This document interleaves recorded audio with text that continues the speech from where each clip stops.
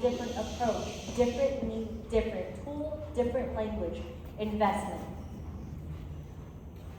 So we have about 3 fast slides. And it's fast because when it's time to actually discuss your current students, we will have questions. Because it's not as simple as, oh, well, what do you do about behavior during, no. Please, a specific situation that you remember recently. What was going on, who was involved, why? Because every part matters. I don't want to give you guys tools or answers and then it's all wrong. You email me Monday, chewing me out because it didn't happen how I said it was going to happen. But you guys didn't include the part where the kid didn't like math, and so I'm good. Okay, so full picture questions so we can provide full picture support. Okay? We have one, again, I'm a nerd. I'm an ADHD nerd, so I write a lot of guides. So on our website, you'll see one guide is the big comprehensive. It's searchable, but it's important that you guys feel comfortable knowing where to look for information. For autism, it can have some behaviors attached to it that make life interesting. But depending on the kid, situation, language, comprehension ability, environmental setup, our answers will change. So, when we're talking about behavior, we try to see behavior as like a point on a map. This point makes sense. It's here for a reason. Why is it here? Sometimes it's sensory. The behavior's popping up because everything's too loud. Too many bright colors. Some lights can hurt eyes. Some lights cause headaches. Simple.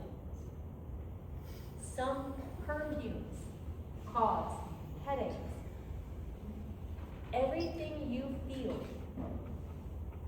you guys know when something feels awful, feels off. But if you can't explain it to other people, so they never let you, that hoodie that has the tag that's making you feel like your skin's on fire, yeah, no, they're telling you it's fine, it's cold, keep it on. No, keep it on. Sensory. How they process is separate from how you process. If I dunk myself with water, I'm not, hey, you need to go change, you're wet. It's different body, different experience. Act like it. We can't decide how they think, how they feel, because I want you to. I need to figure out what the crisis is. What is wrong? Because something is wrong. Language. Again, with that autism, with the integrity and that high fidelity language, which means we are consistent with meaning, with application. And we know that that is a struggle. So we know that that has to be thought. Okay, so wait. How are mom and dad using stop? How are mom and dad using no?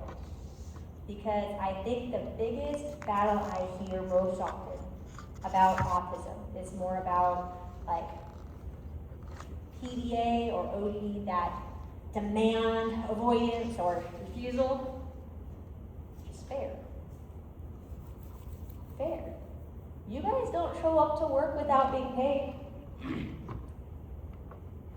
You guys go to fast food restaurants, you pay for your food, you get food. When and where do our kids have the ability to communicate what they want when they need to get access consistently? They don't.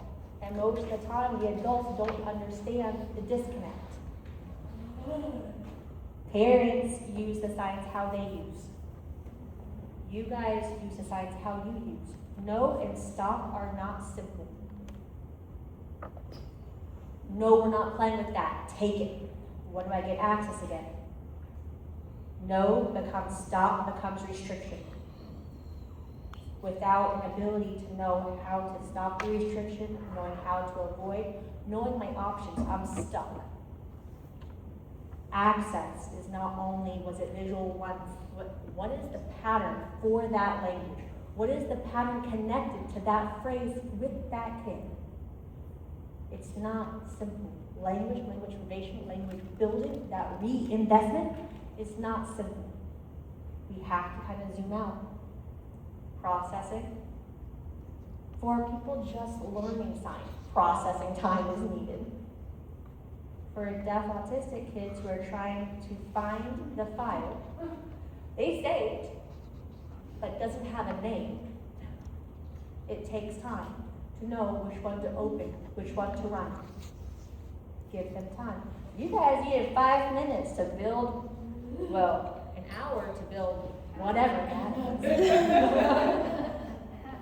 ADHD, I get it. Yeah. But every person needs a little bit different time. We have to stop pretending that 5 minutes means 5 minutes to everyone.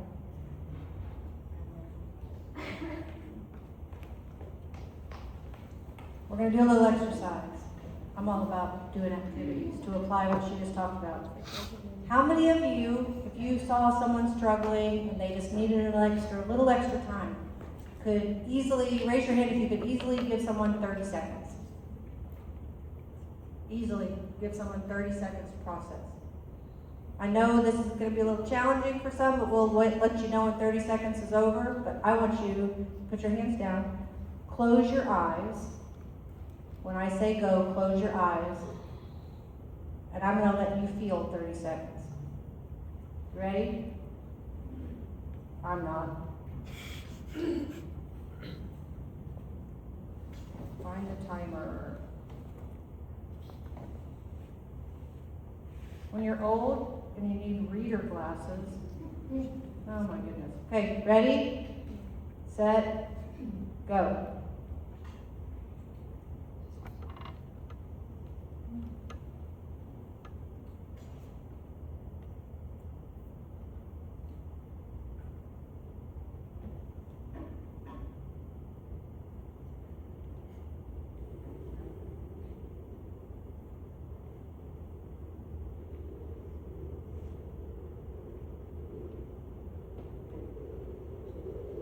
Open your eyes. That's 30 seconds.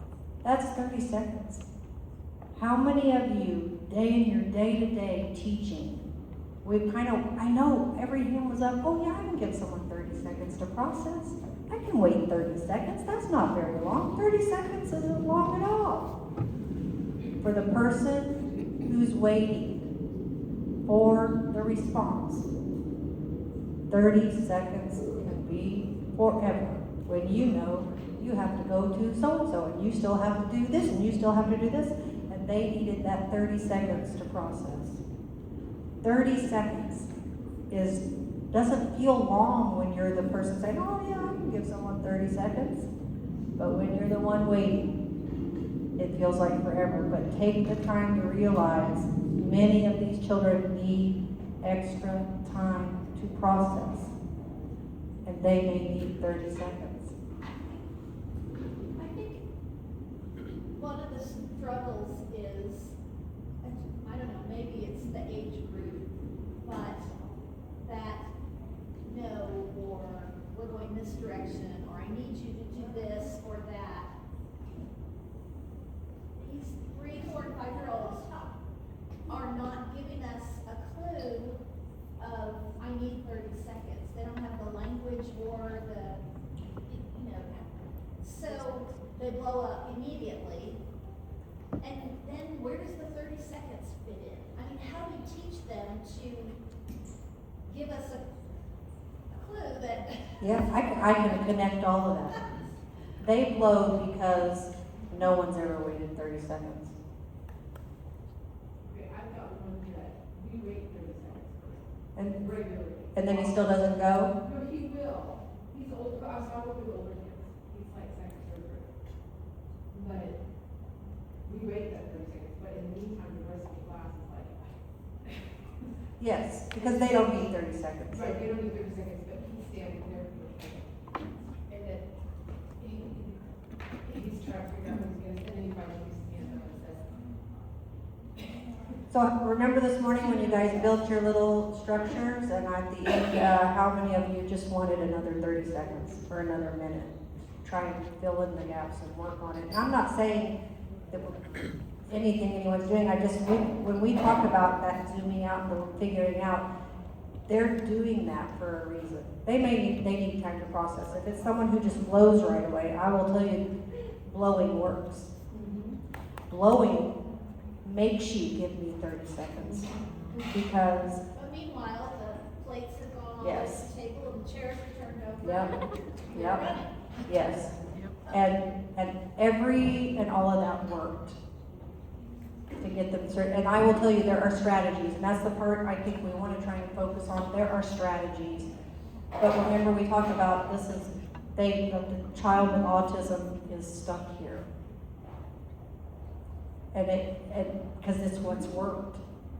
I promise you, nobody does what they do without being reinforced to do it. It worked. You all keep showing up here and teaching for multiple reasons, I'm sure. But if admin told you guys, we just know you love what you're doing, like Savvy mentioned. Tomorrow, Monday, please come to work and we know you love this job so much, we're gonna save money and no longer pay you. But we know because you love it here, because you love these children, and because how many of you are gonna start looking for another job? Because you have needs. You know, your paycheck's reinforcement, and it's part of what keeps you coming here. There are lots of times multiple reasons why somebody does something.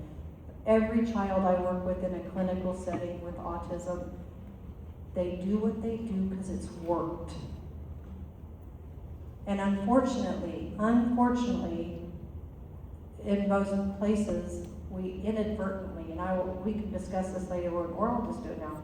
How many of you have been at the store and there's a kid throwing a tantrum over wanting a candy bar or wanting a toy or and they're like, this may not even be an autistic kid, this might be a neurotypical kid. And they're laying on the floor, and the parents are looking around and they're seeing everybody looking at them, and they give the kid the toy. What is the likelihood that the next time they take that kid to the store and they want a toy or a candy or whatever, he's gonna go straight to the tantrum? That's my analogy for you. I'm telling you, that child who just immediately blows is because it works. And I'm not saying that it's okay. It's never okay. We don't, my whole thing in life is I don't excuse behavior, but I can explain the behavior. And how do you respond? So you are gonna have to decide as a team, that kid blew. I don't know what your staffing is like. These are why we have more questions. What's your staffing? Here's the other thing. There's lots of reasons he might do that. It forces the 30 seconds. Can the rest of the class go? And an adult who can manage with that child stay there and fix this. Can they stay there and fix this? Because some things need to be fixed. So here's the thing. If blowing makes the whole classroom a hostage, if the other hostages get to go, there's no hostages here. And depending on the child and their age and their skills, I would be waiting for that to finish. And then I'd be waiting and asking them if they're ready to fix it. Part of helping that child re-regulate and get back to what we call it happy, relaxed, and engaged. Children who are not, I don't mean happy like excited, I just mean content. Relaxed and engaged will learn. It can be taught. But if you're not in that state of mind, like right now, some of you are kind of tired and you're full and it's after lunch and it's, oh my goodness, it's harder to pay attention right now because we're satisfied. But you may not be learning as much if you didn't sleep good last night or you haven't had your coffee allotment for the day or the things that make you feel happy, relaxed, and engaged. There are things, and that's why I'm happy. If this is a child we need to talk about, let's talk about it. And we can put together, the kid fixes that environment. That's part of bringing him back to happy, relaxed, and engaged. But does he have other tools? You go to the tool that works. I promise you, I'm gonna bring out the electric hedge trimmers if I've got them before I sit there and do this for 5 hours. So with that strategy, should be an example, then start teaching them those tools When they're calm, we learn coping skills and ways to regulate our body, and we'll talk about zones of regulation a little bit when they're calm. We practice those, because if what's in their toolbox right now is a sledgehammer, it's pretty effective, but we want them not to use it, then we have to put other tools in there, because you're gonna go for the tool that works. You're gonna go for the tool that works, and there's all kinds of curriculums and programs and things out there to help those kids learn coping skills. These are the things that most of us learn. Some of us have mastered them pretty good, and others of us maybe are still struggling to learn our own coping skills. How do you cope with when the rent's due and the paycheck didn't hit your bank account? So how do we help them process through, like I have one kid that will come in and they'll sit down at his desk and say, my brain hurts, or they'll say, my brain is hot. So I'll like ask them, take a break, take a brief rest, I'm trying to read, sometimes they work, sometimes they don't, but yeah, my brain hurts, or it's hot. I don't know what else to help them do, problem solve, like. I love your question, because I worked with a 5-year-old recently whose brain kept being stolen when he went in public, because he couldn't stop himself. Very impulsive, he just thought he did. So he said that when he went outside, they would steal his brains. Brain being too hot, brain hurting, those are physiological. So instead of, again, if you're trying to process, dude, I just get tired. After this conference, I expect this table to just find a pitcher of water, plug them out, and rest. For the kids who are doing that double visual load of communication, environmental awareness, and then assuming because they didn't catch everything, dude, my brain's hot just thinking about it. So our bridge school, we have one kid who's autistic, one's ADHD, well, both. But one's not autistic, just ADHD with language deprivation. But that brain runs fast and hot. We do move breaks about every 15, 20 minutes, and it doesn't have to be big, but I need you to reconnect with your body.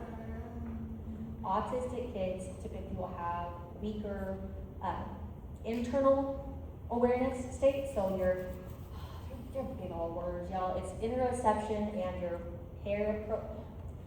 your awareness of everything around you and inside you. It's weak. You hold going potty until the very last minute because that red alert's finally on and screaming. You don't notice that you're stressed or anxious until you're overwhelmed. You don't notice not drinking anything all day until your throat hurts. You don't eat, you skip. All of these things, right? So when you have a situation where the kid is having a hard time, if it's a specific subject or is it every subject? It's not a specific subject. It's just kind of, It's kind of, yeah, the other thing is like just paying attention. It doesn't matter. so Typically, it's the beginning of the day, like first class, they can do more in class, I don't know.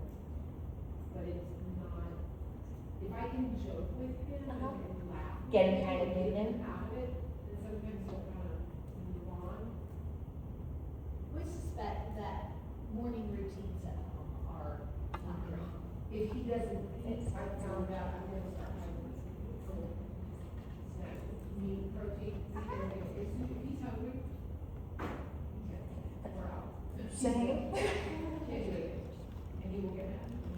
Well, why should I need to pay attention to words when my body is screaming it's hungry? It makes sense. It may not be the appropriate response, but if it makes sense, we follow the path. So 4, building up that internal awareness, so we know, hey, it's not just head hurting, it's not just head's hot. It's my chest is tight, overwhelmed, it's too much, I need a break. You start building in that language. Hey, is your head hot? Like you're sweating, or is it like running, blah, blah, blah, or is he willing to give you feedback during that time? I don't feel it, we'll talk about it, and yes, he will, but nothing will hurt to figure out. Okay, no, you're good. When, again, that body blindness is very hard to navigate, and when overwhelm is the loudest message in the room, it is the message you use. Helping establish and kind of really build that awareness of body. And those brain breaks, where you're having that gross motor or even fine motor movement, that's that actual like planning. So like your fingers cross modal, so you're crossing that bilateral, helping everything kind of actually connect and wake up. But how, I have one who's not in the morning, Sam, she comes in, we have to have a snack, we have 5 minutes of chill before we start. But when we start, if it is a rougher day, I have her lead the warm up. Take what you want, what are we gonna do? Because now you have more control. You are leading. So it's more like an opportunity than a demand. And then they can kind of help set up the flow. I try to make sure that if a kid is showing either lack of comprehension or struggling with stress, anxiety, something that I'm not catching fully yet, but something is happening. My biggest thing is to make sure I slow down enough that I know I can start crossing off that 5. Going through my sensory. Okay, I know it's not sensory. We've had the same smell, same situation all week. Nothing's changed. We have to kind of go through. I promise it makes sense. And I know it's extraordinarily frustrating when we have behavior in front of you and you see the kid struggling. And you have tried every which way from Sunday. He's getting better about trying to talk through some of it, or, and I'm, as I say, he's better. It's like, okay, a little better.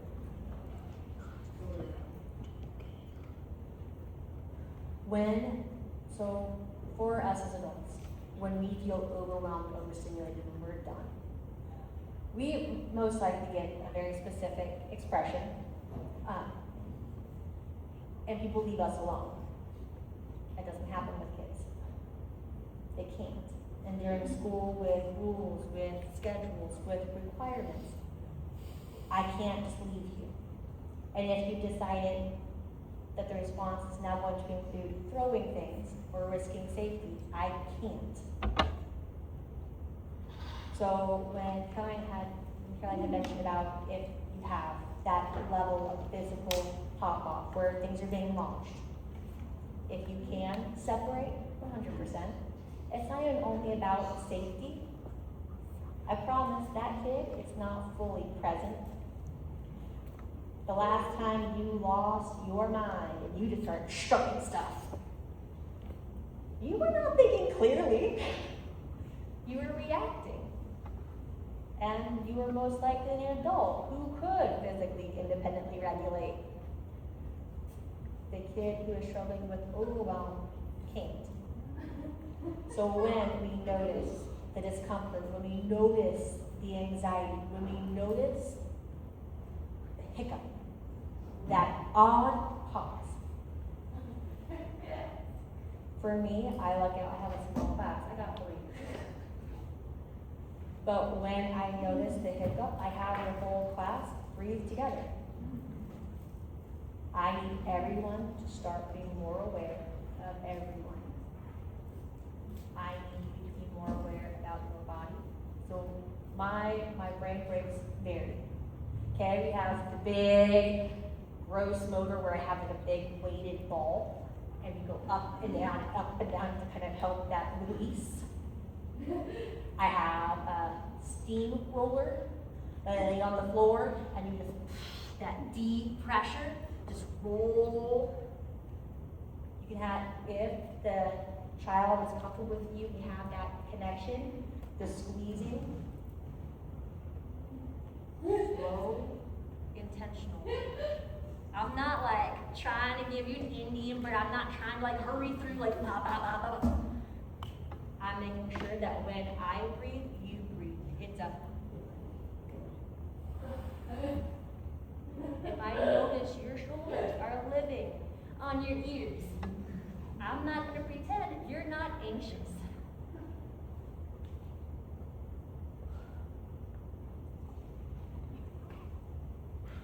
Building up that body awareness is huge. Why? Because y'all will notice neurospicy people stand around like dinosaurs. Like, yes. Why? Oh, because your joints are more loose. Can't often. So when your arm's down, your shoulder recognizes it's starting to lose and drop too low. So if you bend this, it pushes it back in. Your body naturally tries to fix itself. Your body naturally protects and braces. When you are scared, you naturally brace. You prepare. If you are living in fight or flight, when do you stop bracing? Or is this the new norm? If this is my normal, a pop-off is only 1 second away. Every day, every minute, I'm living in ready. So some of his mom struggles with some depression and kind of things. And so he tends to mimic, he sounds like a 30-year-old woman who's like, tired and exhausted. I just can't do it anymore. I'm so, I mean, it's really, it's very dramatic and it sounds very much like a 30-year-old woman dealing with depression. If I can get him out of that sometimes, then it's like, but getting him to separate from, it's not you, it's without saying. He needs a YouTube video that's going on. He needs a He YouTube needs a video. YouTube video. It's like, because then he'll get it. It's true. Yeah, that's his go-to. If I can learn, if you can relate it to science in his body, Oh, he's a scientist. He's like, oh, we love that. We love that because, okay, so for that kid specifically, okay, this is why we ask questions. But for that kind of approach, you know he loves science? Okay, bet. Dopamine chasers. You have a kid who neurospicy. Typically, they're like the jogger, not, like comic fan. Okay, he's a character who, once he starts in motion, doesn't stop. Keeps going. So sometimes we need to have a job more like a spirit leader or a spirit award. We have a person who is willing to work with their body to understand their brain, how that works. DBT, and if you want, dude, I'll send you a YouTube video.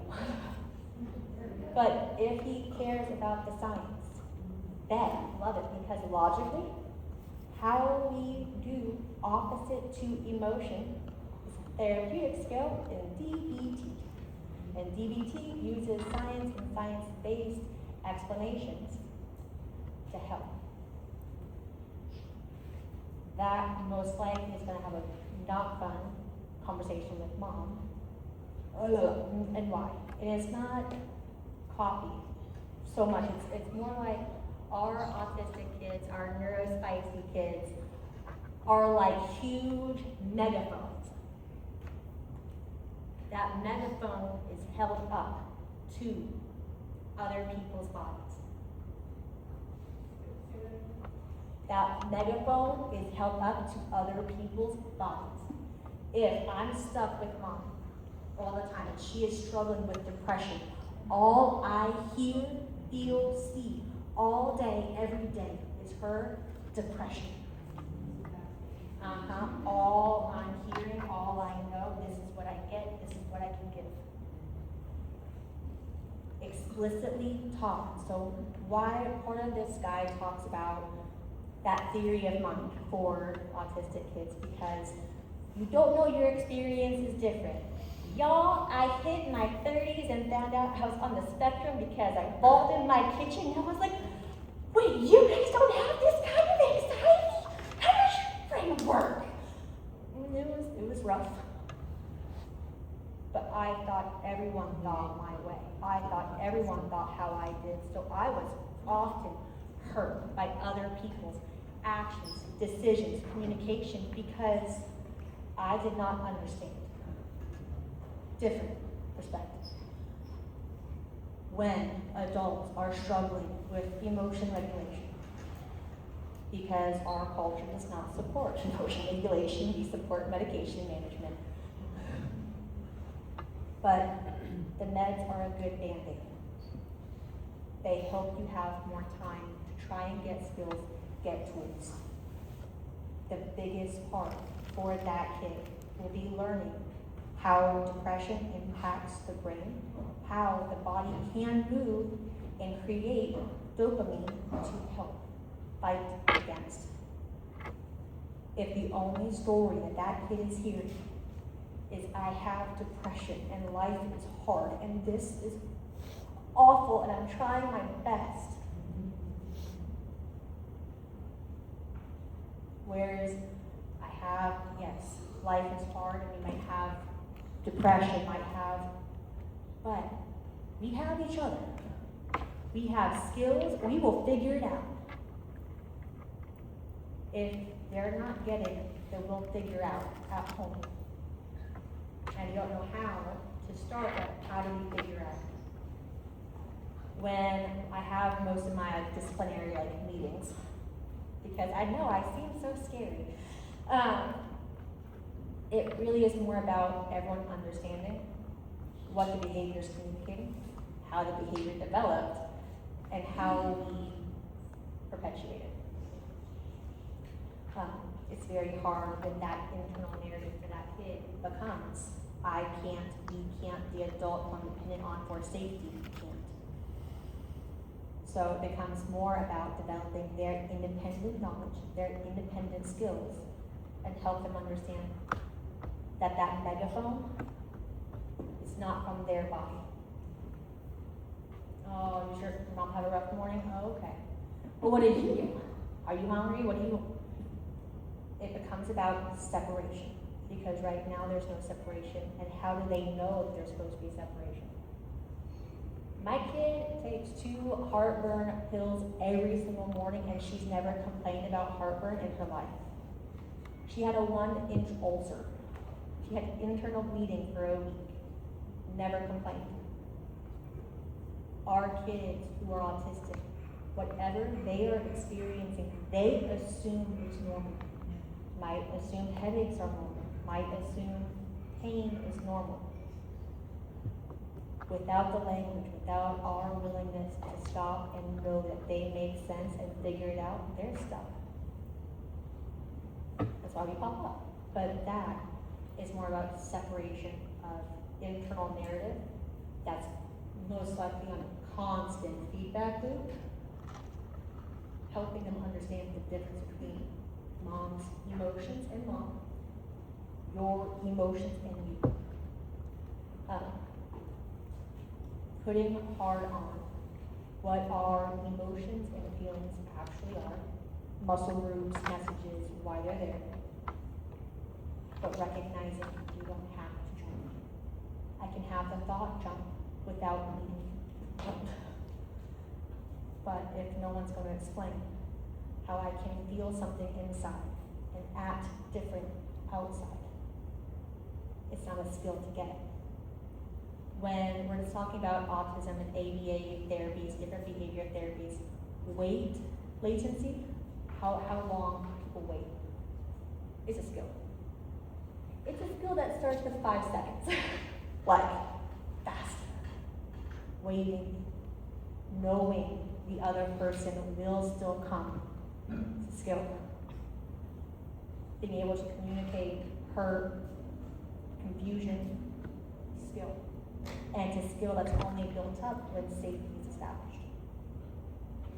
And so when we have limited communication at home or mental health struggles at home, that's why so often it kind of bleeds. Because the kids can't independently regulate, so when they're home, what's their base? What are they stuck with? Then, when they're with me, with us, how do we help them understand a shift? If this is your normal, all you've ever known, let me show you different, and let me show you differently enough and consistently that I can show you a new path. And it will be a little bit of a struggle because you have jogger, not mom. Every minute, don't have you. So it will take time, a lot. But you will see, first you'll see anxiety lessen. Might have more attitude because they've been a little bit more bold. But that connection comes from safety and knowing and trusting that this is actually an established rapport. This is not you being paid to come and pay attention to me for, no, you actually see me. If that makes sense. Yes, ma'am. We, in our class, I teach 4 and 5s. I'm an assistant teacher, I'm not a lead teacher. We have a student who gets very angry very fast and can't calm down without, I don't know. He tends to throw heavy objects because he needs heavy work. Yeah. And so I was wondering if it's okay to apply physical contact in that moment, or do we need to wait and see how to help him without hurting himself? Because things in the room can be replaced. He can't. So I don't want him to hurt himself or hurt another friend. Okay, ready for more questions? Yeah. Okay, so when you're seeing that big mad, that's fast, what's happening? And I don't mean like, oh, he's mad, duh. I mean like, we start with yelling, and then when yelling isn't working, or when yelling's not getting. He gets a frown on his face. Oh. Because he'll just be sitting there, or be playing with Play-Doh, and he'll put down the Play-Doh and he'll go, Oh. and we're like, what do we need to do? So we kind of let him breathe for a little bit, because sometimes he'll choose to go do something else, but then other times he'll just like push away from the table, his chairs goes flying, and I'm like, what do we do? Okay, so remember that whole antecedent, that A or before? You just randomly, Yeah. just No, playing, it's not random. playing with, Yeah. push out. I have a question. What's your, the one who's building, what's your Peyton. name? Peyton? Hey, how many times today, as you've been trying to construct your beautiful, whatever this is, have you kind of had to like, oh, that's not what I wanted it to do, or, oh, I want this to go there, or, oh, I want that. I want you to be thinking, when we talk about zooming out, you can only see what you see. Right. You can't see the dialogue going on in that kid's head. But if I would suspect, not knowing just what you described, I would suspect if he's playing with Play-Doh, puts it down and gets a frown. We call this a signal behavior. The frown is a signal. You already changed your body language and your body position when you were describing that. The community knows we need to be ready. This could go sideways fast. We hope it does not. And I don't know what your school policy, this is the kind of thing over time why we ask more questions. Putting hands on a kid is a very, very big decision because there are a lot of times policies in place about when we do that and when we don't. And I would tell you, yes, property can be replaced, But you can't, Right. and I can't. And when property is property. So I tend to, even in my situation, it's property.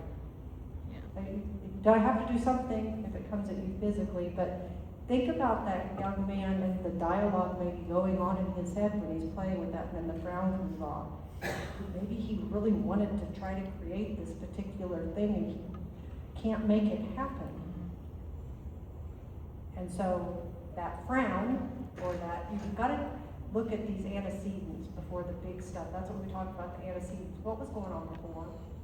What was going on before? Because over time, I will tell you, when we can control a little bit of this that happens beforehand, these behaviors we can get to fall off over time. And this one is early trauma, adopted, profoundly deaf, not identified till He was like 3, 2, 3, yeah. autistic. I mean, you know, he's the whole bag. We love this. Okay, for that kid, so when we're having playtime, is Play-Doh the only time where it's like a random, hit me with it? Outside, going to the bathroom, painting, something that he chose that he wanted to do, Uh-huh. like sitting and playing a game with me. And I'm playing a game. But you're playing it wrong.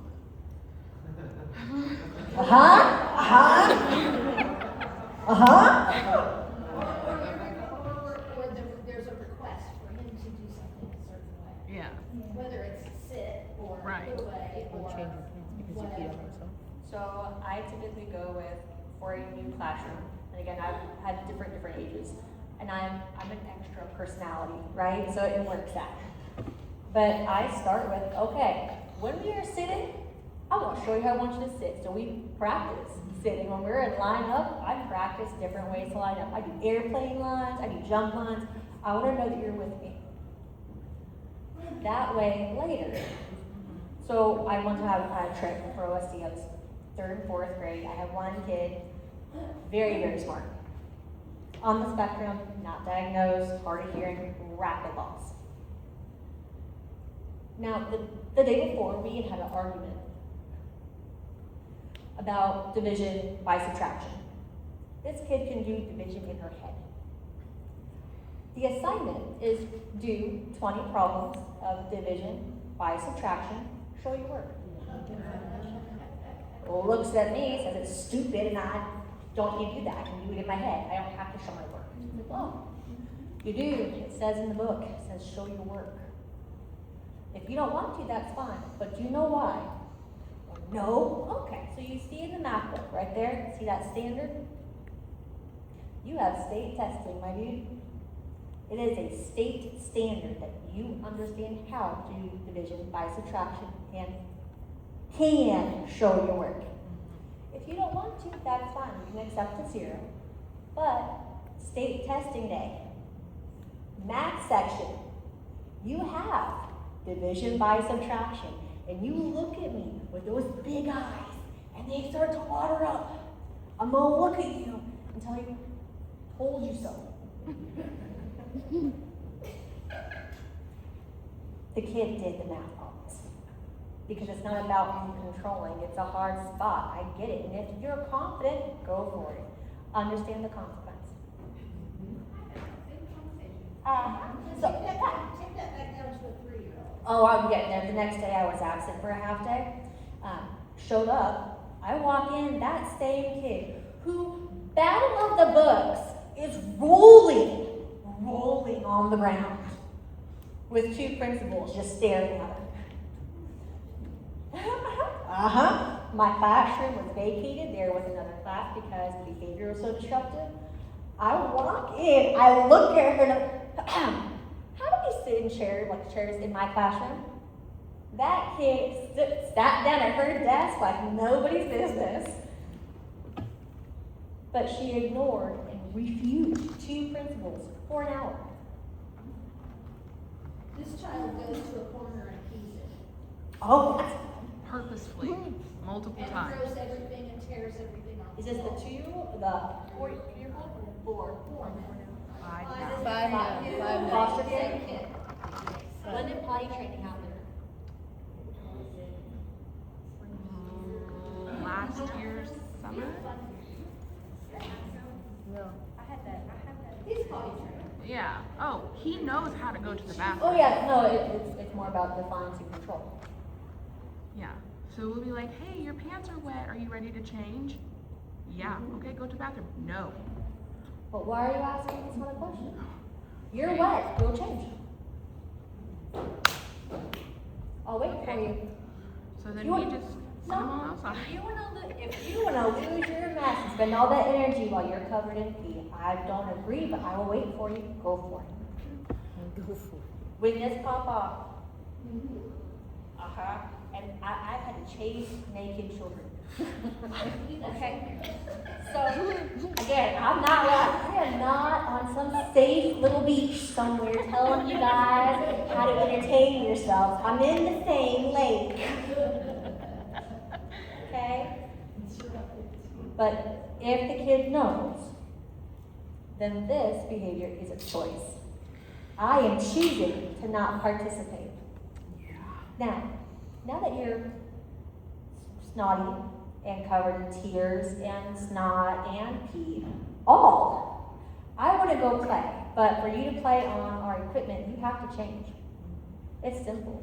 I don't have to get mad, I don't gotta get frustrated. But you chose this activity. I'm just here to support you through your day. The minute you are ready to go change, the minute you can go play. It has to stop working. It has to stop being successful. If it's attention seeking, feed the kid before they start seeking. I have had kids who, if they don't have a job the minute they walk into class, and I'm not talking about like, everyone comes in the morning, no, I mean like the minute their backpack is off their back, they need a job.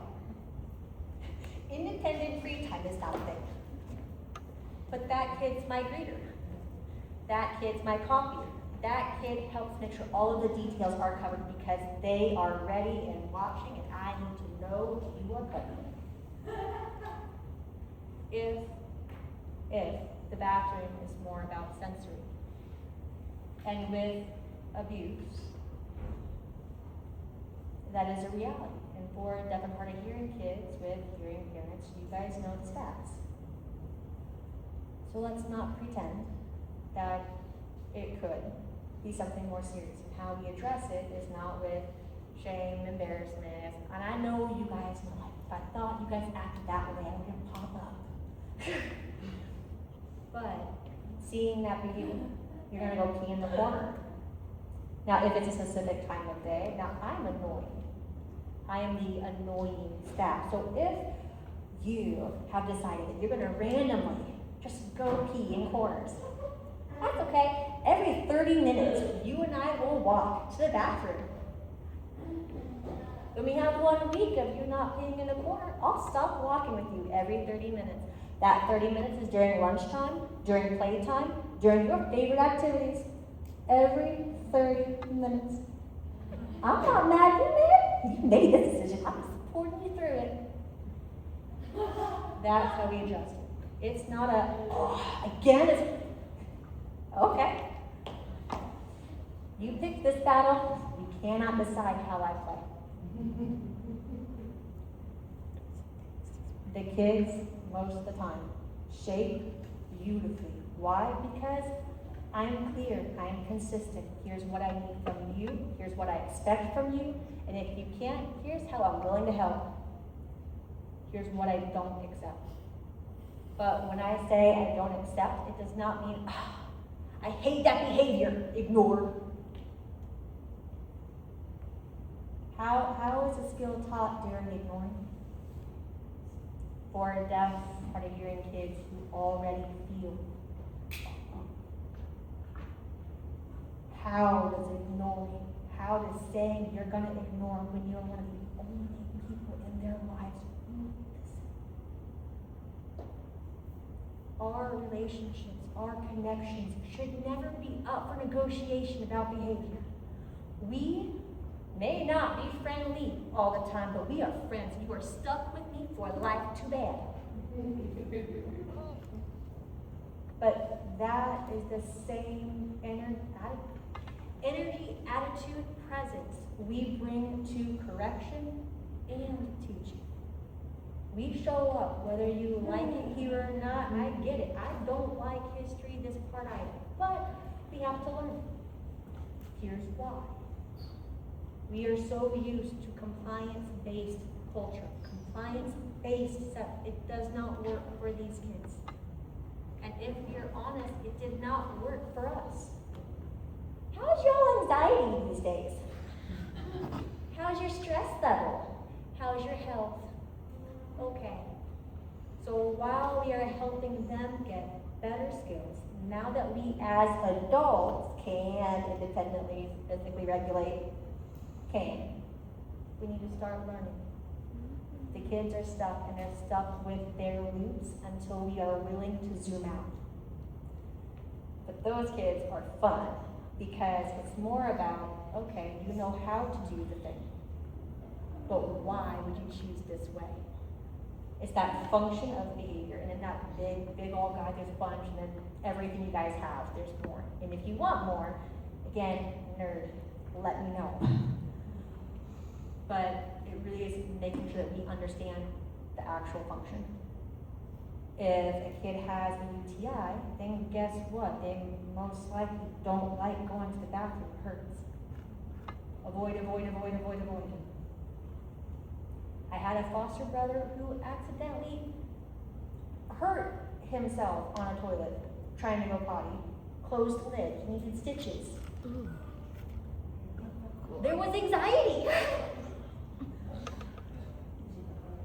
We need to understand every kid who comes has their own trauma, their own history, and their way of understanding what happened. Without language, they have no way to know. Y'all, I'm lucky. I have an awesome family for the most part, all very friendly, loving, but if I had an uncle who every time I was around them, made me feel awful about myself. But I have other uncles who are friendly and nice. You say uncle, I have anxiety. When we don't add the details, we don't give them enough information to know how, when, where, why to react appropriately. We just tell them again and again if they're wrong. So, this is our response path. If it's a sensory overwhelm, how do you support? Reduce the sensory. Processing and emotion regulation tools. Those fidgets, different toys. Y'all, I have like 6 in my bag at all times. I play with most myself.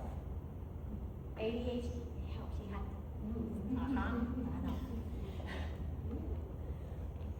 But if I don't support myself, if I was to sit here as her teacher, that, hey, nuh-uh, eyes front, what are you doing? No, you're distracted, finish.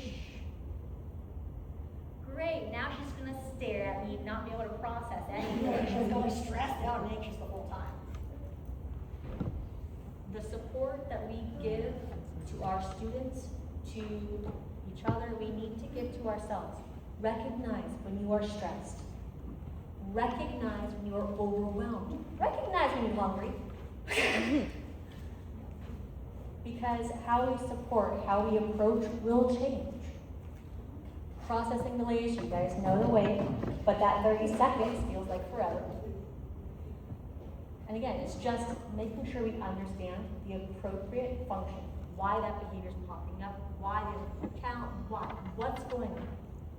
What they understood happened, what they understand will happen. We need to stop assuming that all words mean the same, have the same emotional impact. And our kids are kind of stuck with a world of no language, no access, to a world with tons of access and support, but don't know how to navigate, don't know how to have that reciprocal, don't know how to ask for support because how do you know to ask for what you don't know exists? These kids are limited by what parents and teachers can provide access to. And that is limited by what those teachers and parents have access to. It's a trickle down and it stops.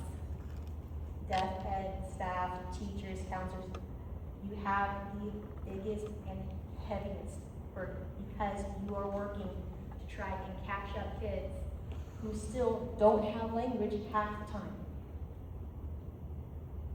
And trying to build new patterns, new data, when every time they go home, I'm so thankful that you guys are also year-round to help make sure these kids keep skills, keep language. Families have support. It's so important that we help everyone start to have the conversation of it's not a problem kid problem behavior, but there is a problem and how do we address it. Question? Yes. We're talking specific kids here. There's a little girl, we got her, she was diagnosed late, profoundly deaf.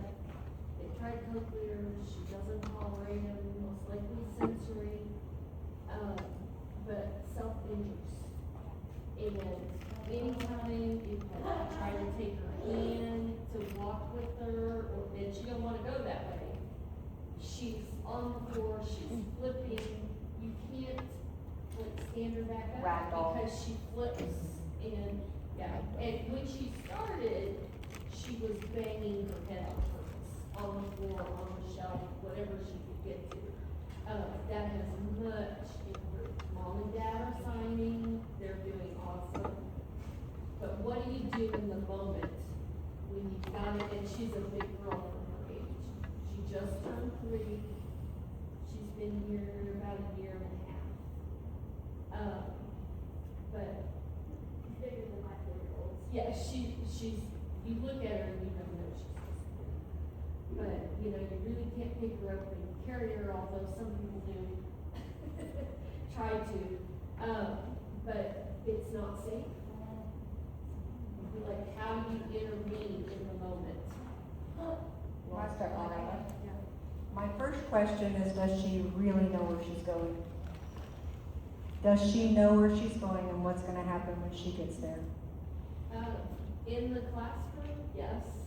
If we're doing something different, you know, when they sign, but we also show pictures. Of where they're, so the things are very visual for her. So when you're going to go, when you're taking her hand, my first question is, why are you taking her hand?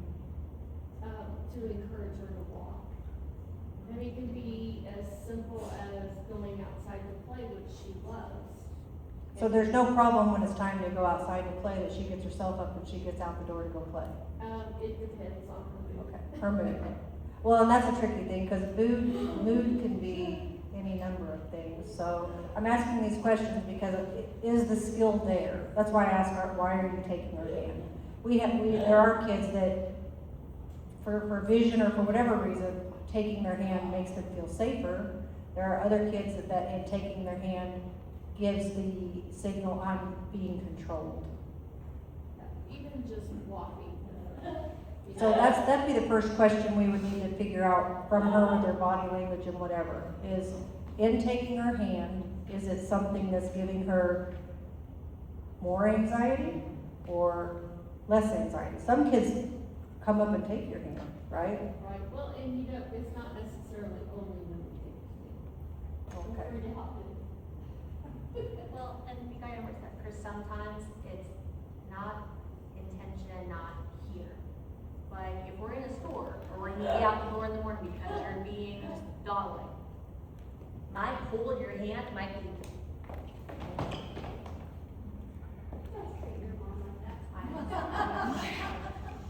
But depending on when that hand is used, I know your intention is not to control, you're just trying to encourage to walk. But other people, how they grabbed, when they grabbed, it's not all Well, and sometimes we just put our hand out Huh? to see if she'll take it. Oh, and she does? Sometimes. Sometimes. Hey Marcia, in that moment, she. That's how mom and dad walk into the building with them. Yeah. I've seen it. Yeah. She is the oldest of three. She grabs them. So, that's what I mean by, you have to take the time. Take the time, take the few minutes, take the time in the beginning when you're trying to figure out the function of a behavior. Because I promise once you understand it, then it moves. But we have to understand for someone like that, what grabbing her hand, what signal that sends is if her experience and all of the handheld holding and everywhere else she is to control her and to force her to go somewhere. You gotta think about when you go to take her hand, what she's maybe thinking. The other thing is, depending on where she's going, because you're saying if she wants to go to recess, this is the other thing I tell people around getting kids to do the things they don't want to do. Like they communicate it very clearly through blowing up or I don't want to do that, or it is on you as the person who's leading the pack to create what we call the motivation.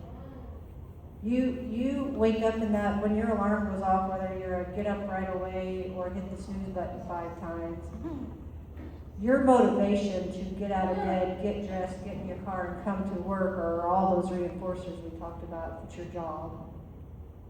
You're motivated. There's motivation in there. Children don't generate motivation on their own unless they're being driven by a need, hunger, thirst, whatever. For some kids it's contact. So there's a need there. So if there's not something motivating to enter that opportunity or task you've given them, it really gets on you to figure out what you can do to create motivation. The task itself may not be very motivating. And a lot of teachers who've been around a long time kind of know we do though. Some of the times the most challenging stuff's right before recess. Because recess is motivating. Recess will get the kids, get them to get it done so they can get out the door. You've got to kind of figure out for this little girl, I would say, and I know she's 3 and I'm not saying it's really any different. Why? Why should I? Why should I? Why should I go there? I don't like anything there. Nothing we do over there does anything for me.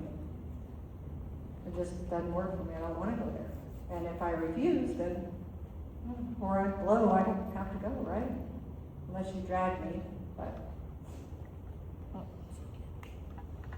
4 kids, foster care, change, that not consistent caregiving. She's not. We're good? Oh, cute. And parent son? No. No. Oh, they're now learning. There. There's some extra. Yeah, okay, I taught her up until March, Mandy has had her since then, but Vicki and Nicole. Parents haven't, not deciding. They don't know. Okay. So, However, to what she's saying, I know we can't figure it out right now, but what do we do when she's falling on the floor and we've got all these other kids and we, what's your staffing ratios? maybe, Okay, one stays with that kid there, she go, it's isolation. We stay with you. If you're having a behavior, our world stops. We don't get to go do like fun stuff. We do nothing until you are calm, neutral, and we know if we're ready. We had situations where we're at gym, one kid played a little bit too rough, actually tackled his friend, big anxiety, and he became a turtle for 35 minutes during gym.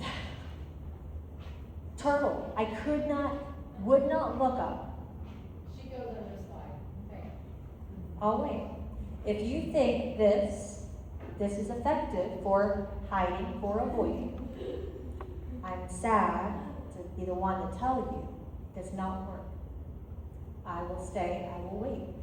It has to stop. If the parents are, okay, without being, no, seriously, if parents are resorting to pulling and grabbing, They're not respecting physical autonomy. So why should I cooperate with you? You're not gonna respect my body anyways. Things like, we're on the federal food program, so we have a window that we can serve lunch. And she, most of the time, doesn't want to come eat. But she is hungry, and she needs to wash her hands. I mean, she's just running around the room, she's having a good time. So, for that kid, is there like a visual schedule? Like a personal one that's for that specifically? And I say this because it becomes, instead of it being a visual thing, we're doing this. No. When we do the activity, it's on Velcro. You move it, it's all done. Next activity, it becomes a physical, tactile reminder of what I'm doing and why and where. Bump, bump, bump. If the other kids, they are going off the playground, that's fine. We are not here yet, we are still waiting. If they are used to being able to do and push time limits and it becomes physical force, there's no skill being taught in that interim. There's no, that kid is not learning why I should be responsible, why I should do the thing. There's no point. If it becomes more about, I'm not gonna get what I want, I'm not gonna be able to just sit and roll, everyone else is gonna continue their day. When I finish, I still have to wash my hands, still have to A, B, C, D, E. When, and I don't know how your food, like strict, if you can, save food for later, before. No, but she can go hungry for a day. You can ask anyone, punishment doesn't do much. Natural consequences, 100%, I don't have to get involved. Oh, no, it was a field trip day and you refused to get up, you refused to get dressed, oh, you missed your field trip. I don't have to get mad, you're gonna be sad, you're gonna need support, okay? But I don't have to get my emotions involved. For kids to learn the skill, to feel confident and comfortable using the skill. Fear and force cannot be involved. And probably on the other end, as the parents of Oh, the permissive? young children, I mean, she's the oldest, probably mealtime is, she can graze whenever she wants. Yes. If she's the eldest and there's three more who have two more who have control, have the run of the schedule because younger need, you don't pick the battle, which means you guys have to pick the battle and fight it longer and harder because it's only being fought in one area. And natural consequences at school. Yes, ma'am. And I would say that personal schedule and also substituting our pictures with real pictures. So that Yes. schedule that says we're going to the gym, it's really a photograph of our gym. Yeah. You know, We've had some success, but I did it and then I had to ask for approval. Because I wasn't sure it was right, because now she washes her hands. Yeah. Now she puts her shoes on herself. Yeah. But I'll wait. That. I mean, for us, for the rule, the food program rules, it just means you can't count her that day. If she never came to the table, you can't count her and you lose that meal. And you can change it. They just have to know the food's available. They have it on. If they say, that's fine, I sit here at the screen, you can count them. But if she didn't come to the table, then she'll be hungry later. She won't come and she will cry and she will do what? She will come. That's so fair. But you really are. Mom and dad and say she's done for the day. She needs to go home. So I think it's important to remember that with neurospicy kids, with kids who need a little bit different support, that bar, we don't drop. I do not, because my kid is autistic language deprived, I still expect her to behave appropriately. I still expect you to sit in class, try your best. You might need a little bit of like a toy or a scratchy like sticker on your desk to help you focus, but I expect you to do your best. I need to support you better. We need to understand the pattern that we set up. So if you don't want to fight the battle about washing hands, okay, don't mention it again. If you want that to be a battle, drop the battle word. If you want that to be a priority, make it a priority. But teach kids how they learn. When we were working on dressing skills, we had dressing races. 2 teams line up. I had overalls that were extra large. I had extra large shirts with buttons. Race, get dressed, put it on, take it off. I can see you use the skills. We need to make sure that we are actually noticing the challenge, the barrier, what's wrong, what needs support, and then adjusting appropriately. But we can't keep changing expectations and expect behavior to change. You told me yes, they said no. I'm gonna keep asking you. What's the sign for enabling? Permissive. It's permissive. You are letting it happen. And for me, with autistic kids, you are setting it up. Autism means clarity. No means no, yes means yes, and sadly, that means schedules are followed. And when they can't, it's not, it's one day too bad. I know there's a lot of confusion, there's some anxiety, but we've got this and we support through. Changes happen, but how we support through needs to be consistent. That standard expectation needs to be consistent. Our approach, our support, how we teach, how we continue to support will change with each person. Yes, ma'am. So I did not know you guys were having that struggle with her, because her younger brother, who was hearing, felt the same way. And so what we have observed is that it is the family situation. We've also seen that dad does not respect mom. Mom will say something, dad will argue with her in the hallway, and then he will change, say, no, we're doing this. Now we're seeing that behavior with her brother. And so I don't know that it's this situation more of it's just a family dynamic. That was something I was actually going to chat with you two about, but since we're talking about it. I think it's because we've also been told by the parents at home, oh, well, the food that's on the table, they can eat whatever they want.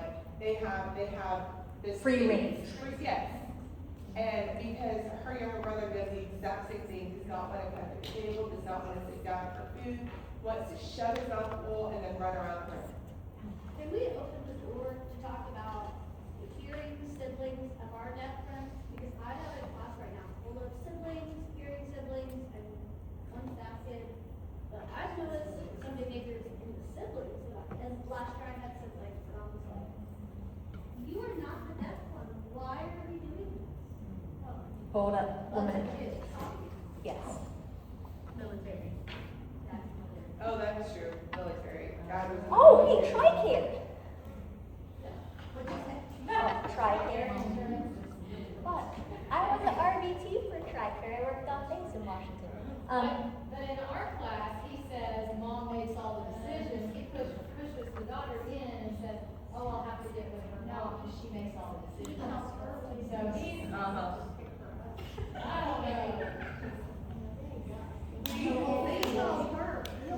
I feel like that is like an autism problem, a deaf problem. That is a parenting. And I'm very thankful that's not my lane. Thank you. Okay. So like just the ability to attend. Like, and I cannot like show my hands to. Can you repeat your question? I'm sorry, I couldn't hear you. Inability to attend. Got it. I have, it's just all the time. And I notice it more in the afternoons, like if it's tired, so I do see that. But then there's other times when he comes in first thing in the morning, and just, and maybe it's so, language solid, but attending is the only like, He's deaf and has, his diagnosis was, he's got CI. yeah. He was supposed to be tested, and they said, the person that was, the expert that was there to test him that day wasn't there. The other lady said, the expert's not here, but he's clearly on the spectrum. And he does, he exists on that view, we don't know how, yes. I have an article on our site about the difference between autism, RAD, and ADHD. If anybody wants to send that to people, not with me. Okay. For hearing parents, Yes. sign. No, not really. Okay. So language probation, and honestly, it sounds more like ADHD. Gross motor breaks often. Only because you can ask my mom. I sign and talk a mile a minute, and I do not even let lose half of what's in my head all the time. For my kid, who's autistic, I talk to myself all the time. That theory of mind's a thing, that processing, how to make the connection. So I self-talk, talk about rain outside, talk about, there's a lot of information, right? If that kid is not getting any visual information at home, you have language information and information deprivation, and I have no reason to know to look at your face. You're not going to communicate with me. Most likely it's an emotion, or you're talking. No information, not looking. It's hard when it's building up that skill. I would honestly think about playing like a game, like a card game, speed, something that's intensive together, and it has that back. You have to look at the cards to know. Because then you're motivated to look. And it becomes more about just building up that automatic natural reinforcement for looking and connection. But it's that happy connection-based attending. So it's not like, oh, go look at the book or look at your movie. It's no. I need you to have an automatic feedback from you paying attention. You look at that card, you know if it's a 5, you put a 4 or a 6 on top. Automatic, you know, pop. That's how you win. When you are used to being ignored, you get used to becoming your own best friend. You don't need other people, you just kind of do you. But you want to connect, you see other people do that, you want to know how, but it's hard, and when you've never had the attention reinforced appropriately, you have a lot of time. I don't like the whole edible reinforcements. I feel like it creates just this weird performance-based mess. But if you're actually connecting with your kid, that whole pairing part, where you actually find something you like about the student, it can be an activity where you take turns, if they love art, do a joint picture. You draw something, you pass it, I draw, blah, blah, blah. Anything that gets that feedback tied to you. They want to know what you are doing, what you are saying. It becomes more about their internal turned on. You are actually feeding me. You are feeding me, I want to come. But when you are used to only being fed teeny tiny little bits at a time, why stay? It's almost like a hummingbird. There's no point in staying anywhere long. No one's going to actually connect. You're not going to understand. You just do. The shift to if you will pause with me, I will help you understand the next step. But it's so hard that attending and attention for that connection takes time. I find it easier with play, with a game. I know they enjoy our activity. I know they enjoy it. It's a private activity. It's one-on-one. I don't need you to watch the school room. I don't want you already watching it all. I need you to clue in so I can give you a reason to watch it. So that's during that, pay attention. That's fair. Or this is all kind of wait and watch, and then eventually he'll look at. And then, Yeah, and then it's like, I mean, it's just different things. yeah, no, we have, so there was one student I was working with who, Card game shit. Any crowd. Any crowd. When it's about more, again, that learns disconnect. It's learned disconnect. That's a safe place for him. I'm not wrong. No one's gonna grab me. They're not gonna yell at me. They're not gonna tell me I'm saying it wrong. They're not. I can exist. Yes, ma'am. Could that be a reason for our friend not wanting her CIs on? Because she gets no language. She like refuses to wear her CIs. Is this the same? Well, that we were talking about before, I don't know what she was talking This is the younger one. Yes, yeah, she's 3. Okay, so a while I understand and I co-learners without language is hard. Yeah. Because for neurospicy with auditory processing, they have no way of explaining what they actually hear. I had to have a conversation with parents about one kid who had a cochlear, who spent most of the time screaming. And it was not, apparently, the kid just needed to get used to hearing sound. We had a conversation about what that actually feels like in their brain, in their body, and it was a very hard conversation. Again, I'm very lucky that I have, the parents I work with are willing to have those conversations. But when you know the world is not safe and you have a safe place, you go to ground. Yes, ma'am?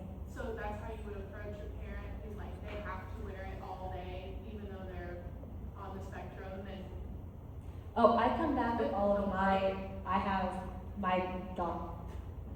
I have my scientific and medical reports. And again, most of the time when you're coming to me, it's because you got kicked out of school. There's no school. There's no therapy clinic who will take you. I'm the only one willing to have a conversation with you, and I'm not mad. I just want to help. So they're And our willing. parents still have the agency in the backyard, in our backyard, that's telling them the opposite. well, I'm just thinking of one specific child who's 4 and is on the spectrum, and mom says must be wearing cochlears all day, but I know it's too, we don't wanna force it. If you It's want too to give much. the mom my information, I 100%, I'll have a free consultation. I will do a 2-hour Zoom call with her to discuss autism operating if she wants. The battle is really about, and the hardest part for most of our very spicy kids, it's genetic. So most of their parents are also spicy, ADHD or autism or blah, blah, blah, blah. But they don't have skills and they think that their experience is the only experience and they think because they did it this way. No. When deaf and hearing loss enters the chat, hearing people do not understand the basis, the foundation of language deprivation. Hearing people don't understand autism. I have autism assessors who do not understand language deprivation, just giving autism diagnosis to every deaf kid they meet. But that means the autistic kids, the actually autistic kids with language deprivation are in a huge battle with a bunch of kids who are not autistic for the data. I have a part 2. Oh, That's yes. late. So I'm a child and family advocate, and her and I plan a lot of like, we're trying to scale back. Like special things here at school. We're trying to scale back, I swear.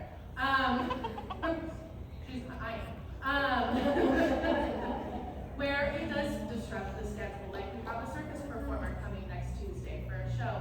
So I wanted us to support our teachers, especially with those kids that it's gonna them. Social stories. Okay, so that's the best way to do it, is way before kids' social stories. Yeah, if you're gonna have a month, like you know that second or third week you're having an event, cool. Then maybe every single morning you have like a short little sort of, okay, on the 22nd, what's happening? That's right, we're having performers come, we're gonna have all day, eat, hang out, social.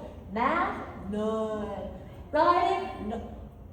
Every day. So when that day finally does happen, what are we doing? Math?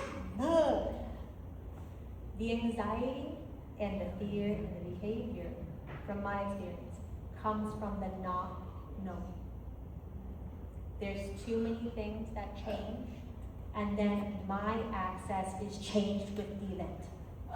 If I'm too loud, I'm gonna be forced to leave.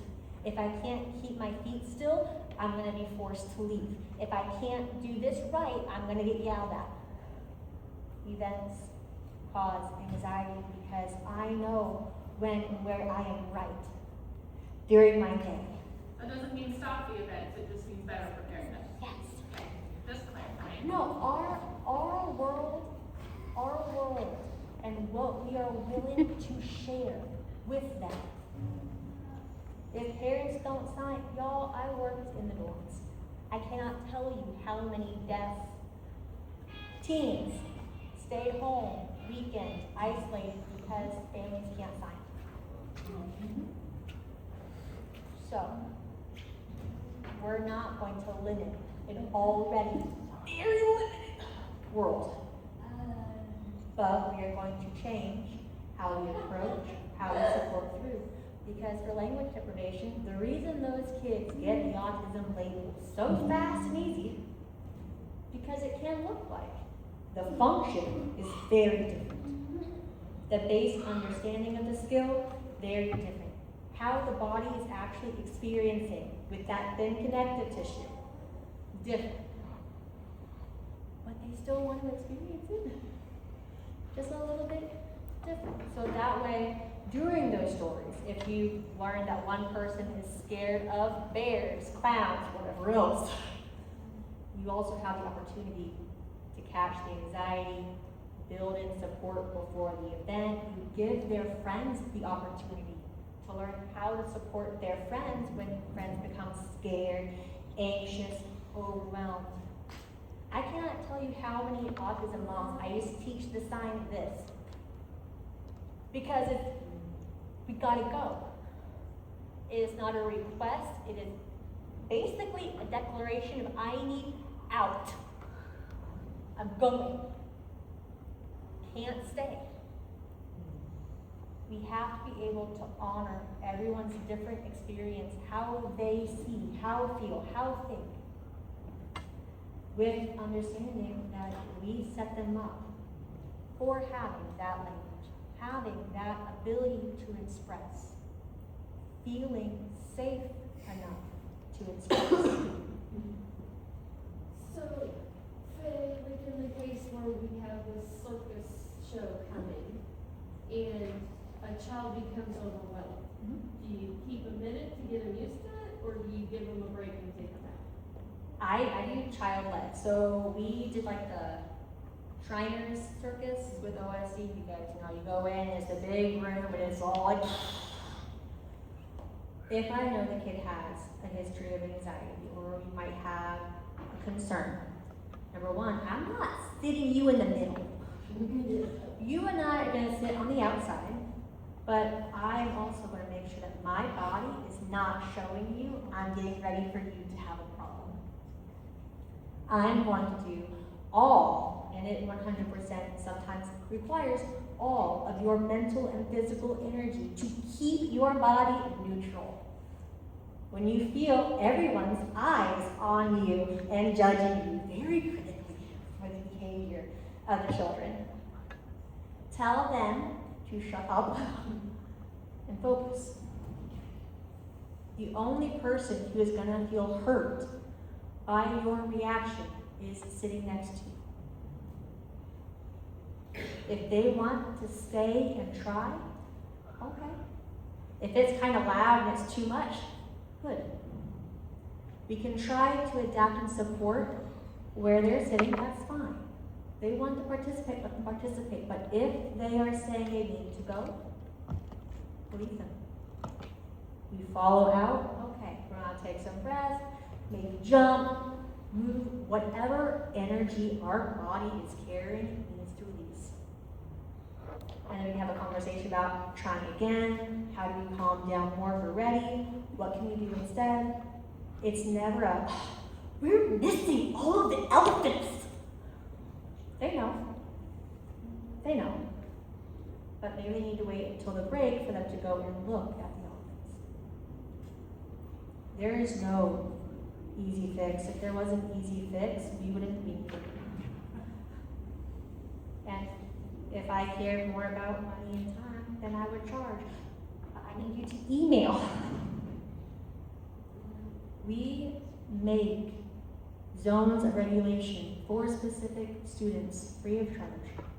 We make different templates, forms, if you need for following behavior, for tracking. You need an explanation for something. We want you guys to have what you need so they can be supported and you feel confident in how you approach, how you support. You guys are doing all of the work. I'm in my boat, but I'm just cheering you on from my boat. It's more important that you guys feel confident. Yes, ma'am. Where do we get? Oh, it's on everything. It's that savvy at autismmapmaker.org. We just, again, these are our kids. We have too much skin in the game to kind of leave it. Oh. All right.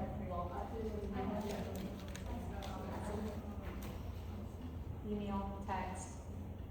These kids, we want to make sure we support you guys best we can. So, Jane has. we talked some about the planned ignoring or the waiting out.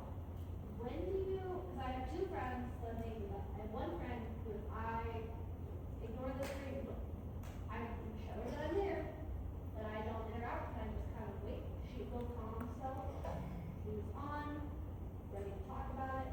But then I have another friend who I wait, and I wait, and I wait, escalates, and louder, and then the speed path comes to my room from the other side of the building.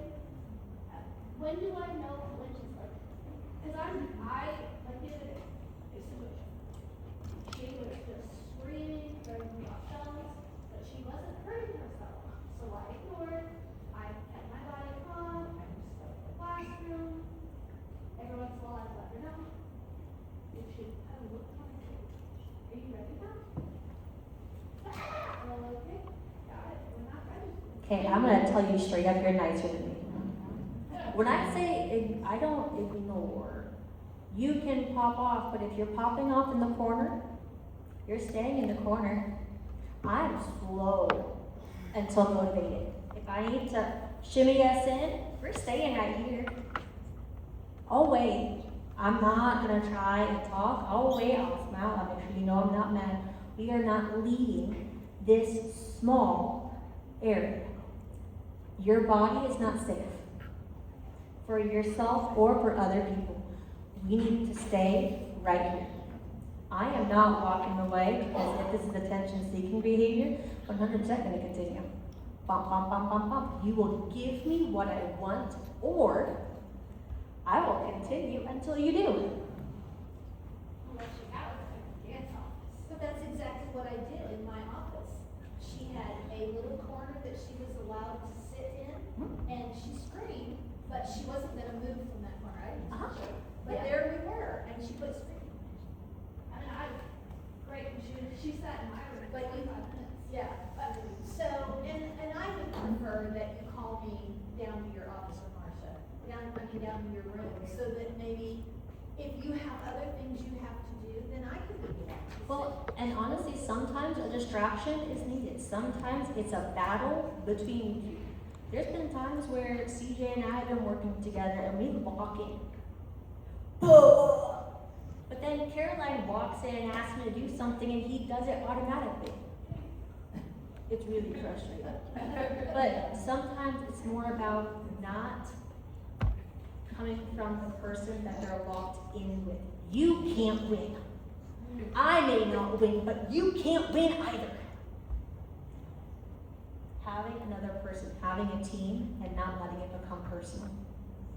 If I'm the one telling you no, having this space, restricted, not letting, I expect you to become a little bit salty with me.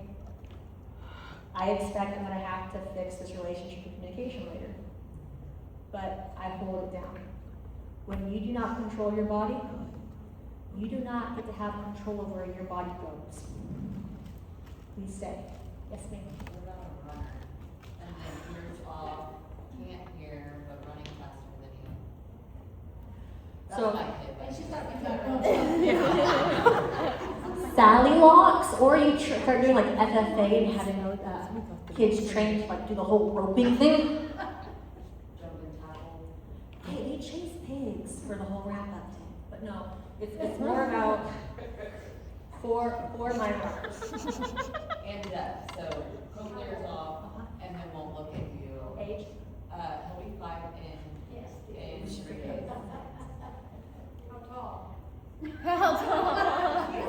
a little bean for his age. The reason this might be easier for me is because I'm old, I can't catch him. He's a bean for his age, but he He's, can run. and that's the thing, so how's his language? Good. Okay, so here's the thing. From now on, you and I are walking holding hands. He's 5, he doesn't want to be holding hands with mom.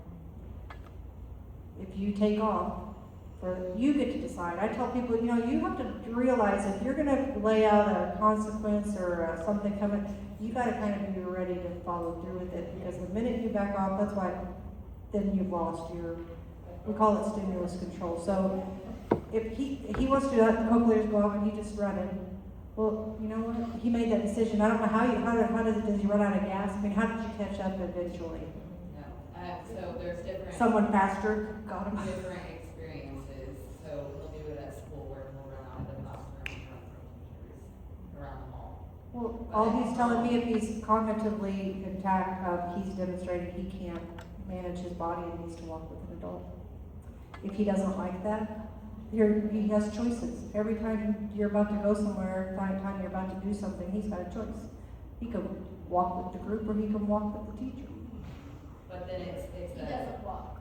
Then it becomes noodle legs and driving and, and so you're holding them like this. Yeah, Yeah.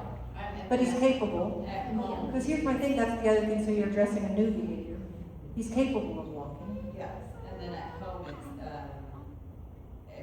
he needs to do something, or I'm telling him to do something, asking something of him. It's time for bed, then it's ears off, I'm running, I'm gonna jump on the trampoline, or I'm gonna run circles so I can't see you, or I can't hear you. As a former guard mom who had this experience,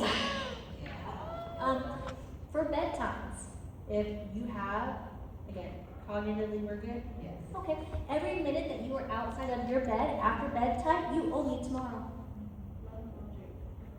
What do you mean? Means if you're running around 5 minutes after your bedtime, then tomorrow you go to bed 5 minutes early. I don't need to get mad. You steal my time, I take it back.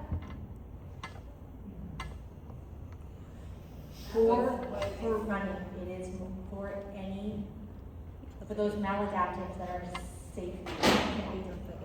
Okay, so we're talking about elopement into streets, elopement into dangerous neighborhoods. We had an eloper who ran from the Boys and Girls Club across town in Ardmore, Oklahoma to urban air. It's 5 miles. Hearing. When you have those safety, it is so much more about setup beforehand. It's set up before. And once we set it up, that is it. We follow it. If you want to adjust it to where maybe the consequence of you running is not you holding my hand for the next day, then we negotiate. What else is fair? When you run, it is not safe. I have to be able to trust you for us to go places. So how are you going to help me know I can trust you? When we know that that behavior is happening because attention seeking, refusal, avoidance, we know that there's better ways. Yeah, I don't want to do something, I still need it. What do I do? If I do this, I'm going to get myself some tea afterwards. I'm going to get myself a chocolate, get myself an ice cream. Hey, when we finish this, what are you going to give yourself? When we finish this work, what are we going to do next? You decide, because you have control. I want you to have the freedom to choose, freedom to do, But I need to be able to trust your body, trust your brain to make those decisions. You running into the street shows me you don't control your body. So I need you to show me better. For every time, it's an automatic, natural consequence. You show me that you can't walk safely, so now you walk with me, or now you walk behind. Then, hey, yesterday you did awesome. Thank you. And you better do it. You did so good at going to each room. Perfect. Can you please leave the other kids? Show them how to do it. Invest pride, compliments. These kids are used to performance. We as adults are used to performance-based work. Good job on your work. You're a good person. You work so hard, right? But where's the, hey, I know this was really hard. This was tough for you to do. Are you proud of yourself? We're like, are you proud for working this hard? Are you proud of yourself? Yes. It's not, oh, I love your picture. Do you love your picture? What's your thought, your feedback, your independence? The more we show I'm willing to listen and trust your judgment when you control, it gives you more reason to show control. But when I can run and do whatever I want, I'm not saying I can't. And then the consequence, nothing really changes. I can just do it again next time. The message we show, that consistency with our behavior is just as important as their behavior. Stop. The bedtime thing, I'll come back to you. Yes. Sensitive behavior, noises, things like that. But then, like, zero tolerance for like, the other person that are making a similar or not consistent sign. Yeah, I had one boy who would become physically aggressive and throw desks when another boy would do. But that kid made the sound all the time. Okay, so what I mentioned about the whole helping understand how to support our peers better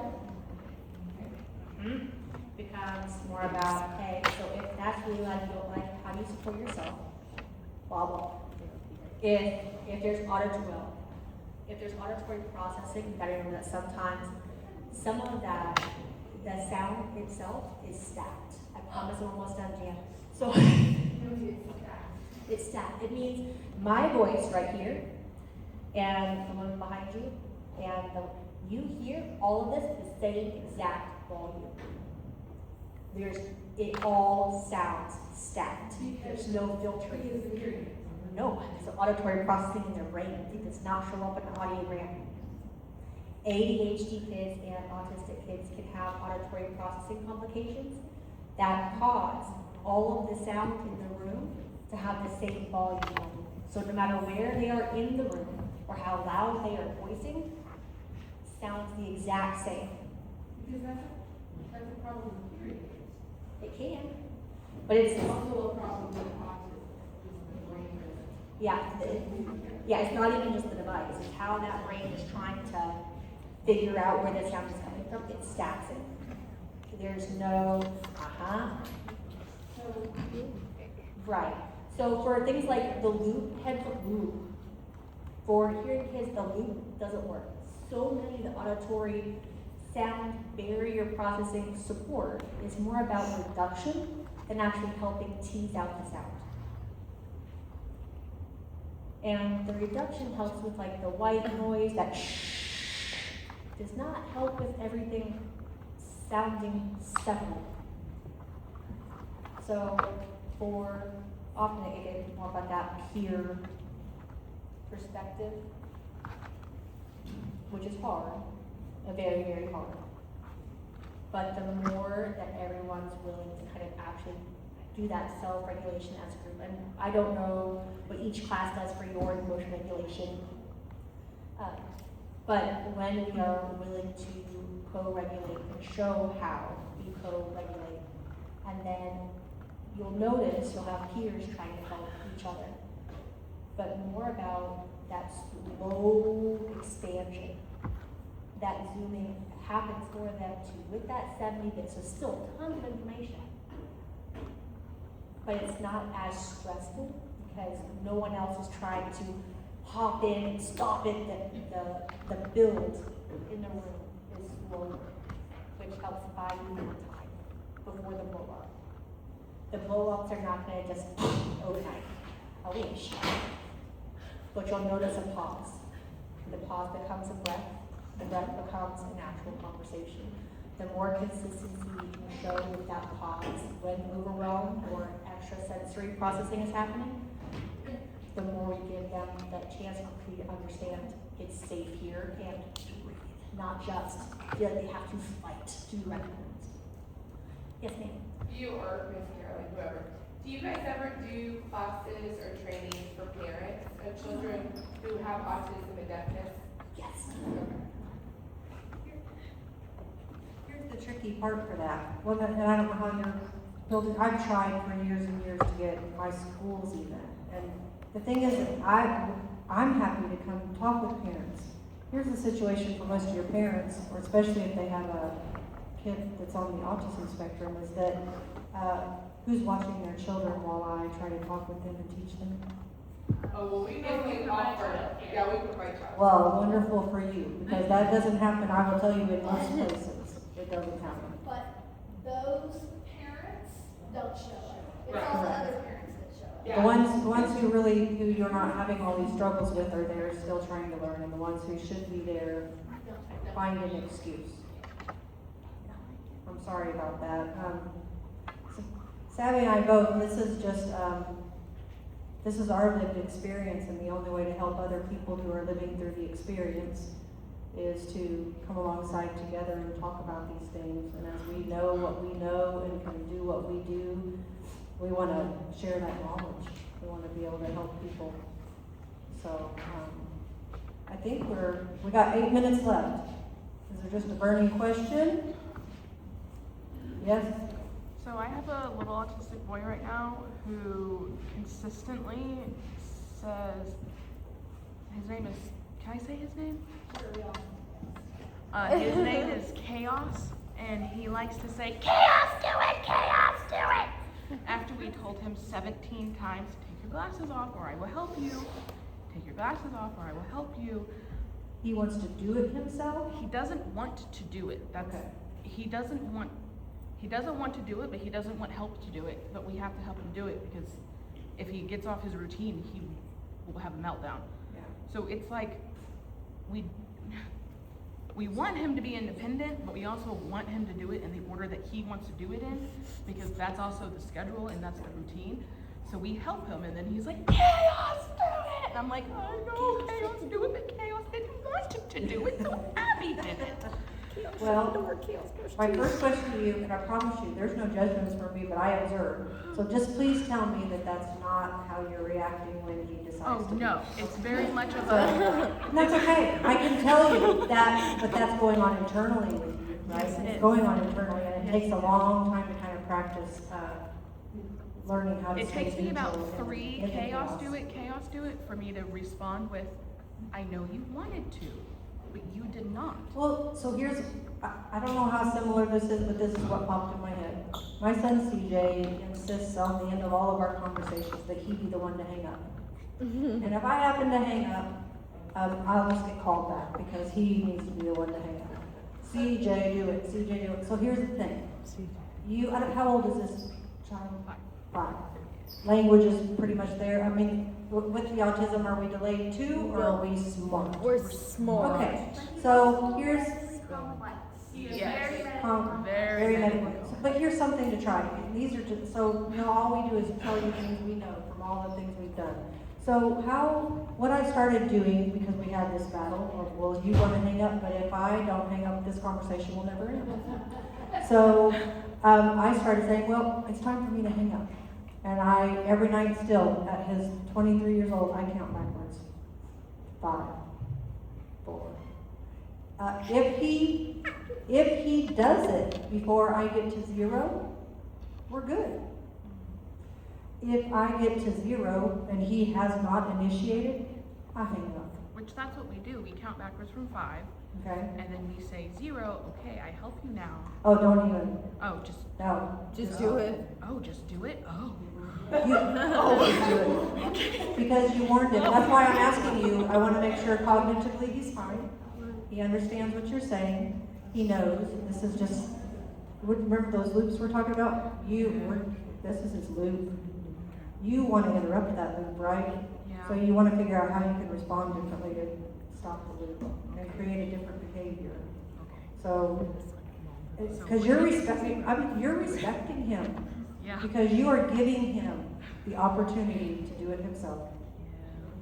I wouldn't say a word. Okay. Are the glasses already out? They're on his They're face. on his face, they need to be cleaned. They need to be off so he can take a nap.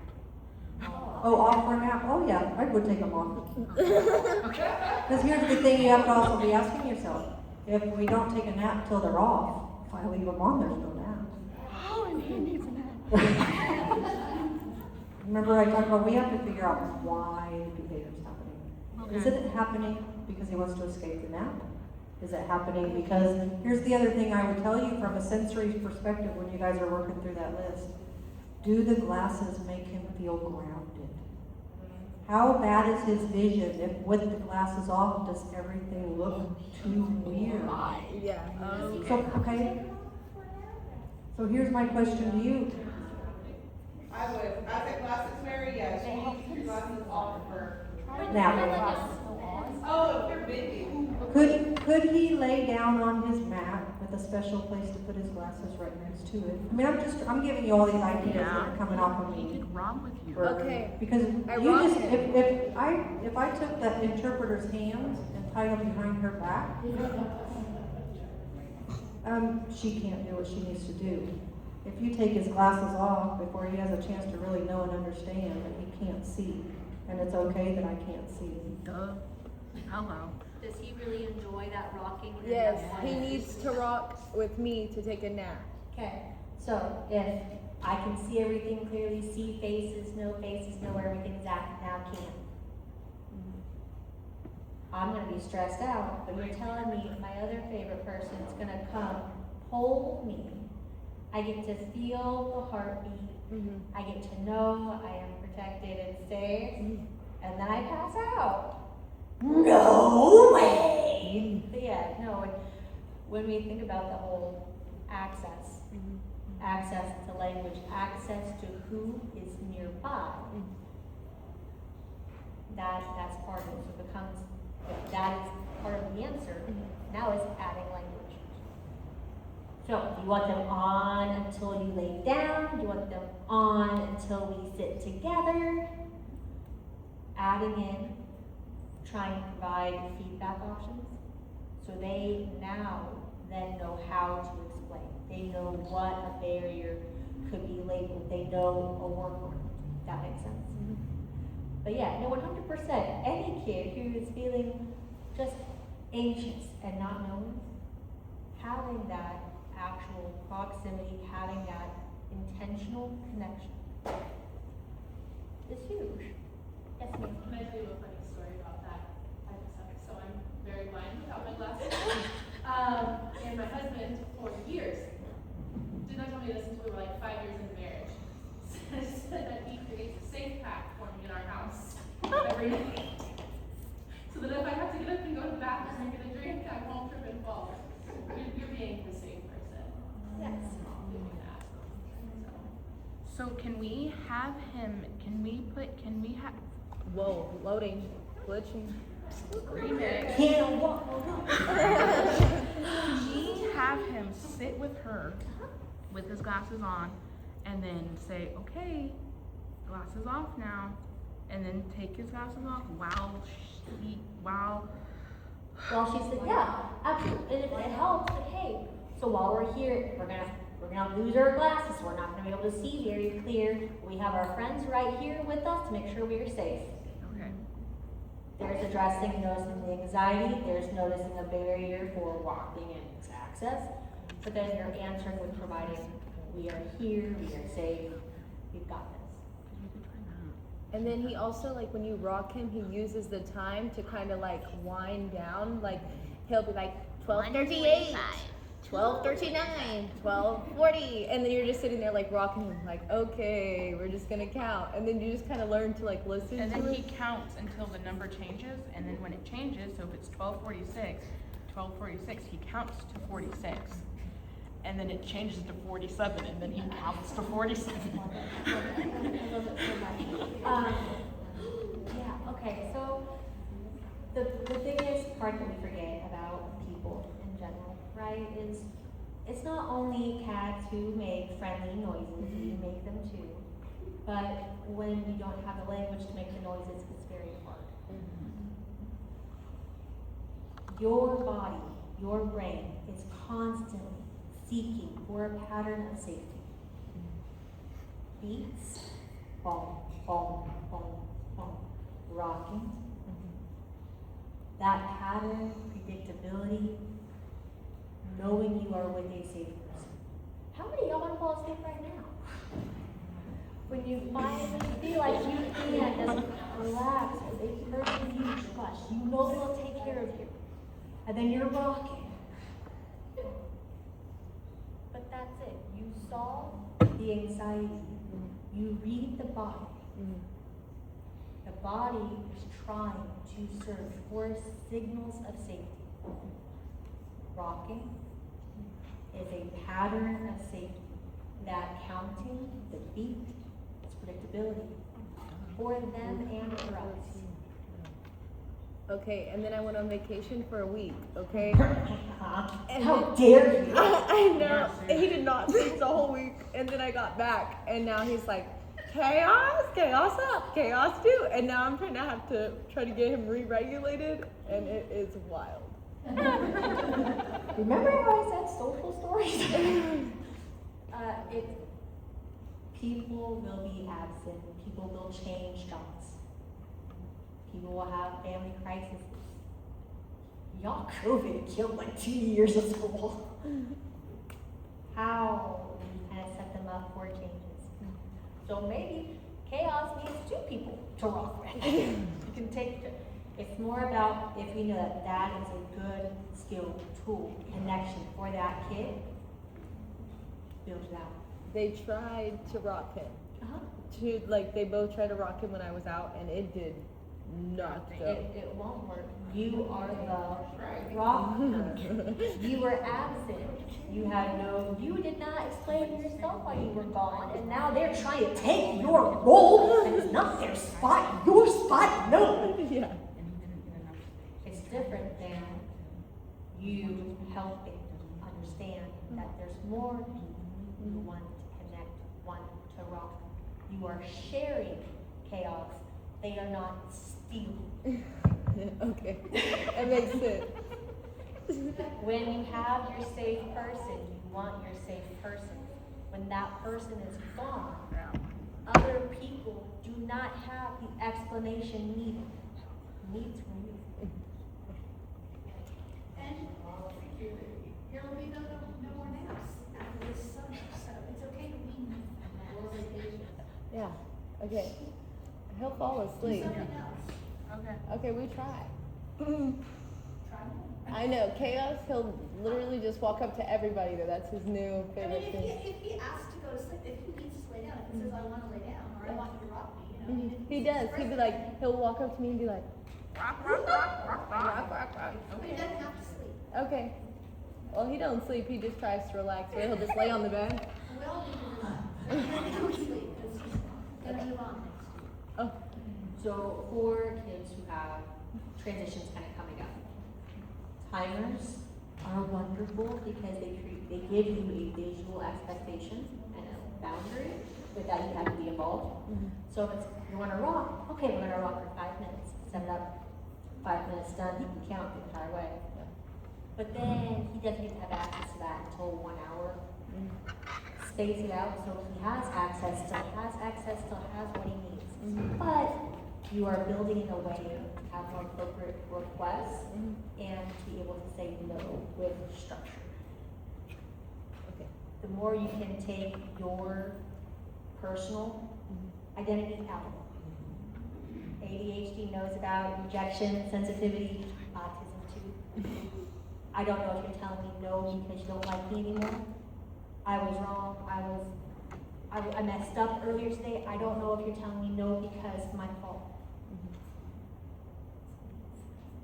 So when we are doing adjustments, we need to make sure we are providing as much logical structure and setup as possible because our kids will blame themselves first. And we know it's not their fault. We do it as adults too. But how we set up the transition. It's not, naps are for lazy. You're about to become so busy, you're not gonna have time to sleep. Let's help your body practice. It's always about partnering up to work together through. Not, you have to, let's go. I will meet you, connect, and we will figure out how to build together. You guys are so awesome. Thank you for coming. Appreciate you just listening. Thank you, you're amazing.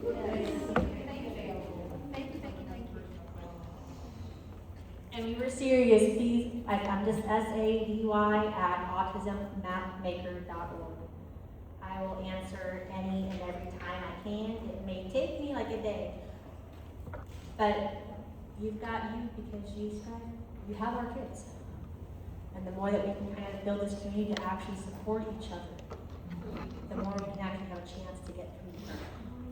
You know I have to throw this away. Thank you so much. And how did we start the week? What did Al talk to us about? Hope.